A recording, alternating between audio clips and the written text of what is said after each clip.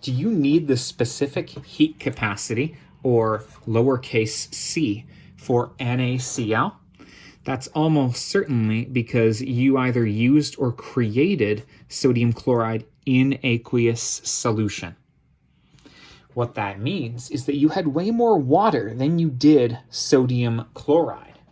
And so the specific heat capacity you're looking for is approximately the same as the heat capacity for water. 4.184 joules per gram degrees Celsius, or if you don't deal with degrees Celsius, you can say 4.184 joules per gram Kelvin. Each degree Celsius is the same size as a Kelvin, even though the starting points are different.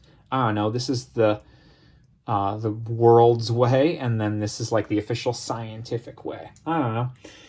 My point is that you did not use pure sodium chloride. You used some amount of sodium chloride that had already been dissolved into water. Unless you were using a brick of sodium chloride and somehow heating that up, you don't need the specific heat capacity for pure sodium chloride. That's where I'm going with this. And if you're watching this video, you're probably a high school or year one or year two university student. It was dissolved in water. Got it? Got it. Thanks for being with me, and best of luck. Oh, by the way, in your lab report, when you're asked about sources of error, you can cite the fact that you're assuming it's about the same as water, because the addition of NaCl probably changes it a tiny bit. But without using some kind of complex formula, you're not going to be able to calculate it without knowing what the concentrations are, etc.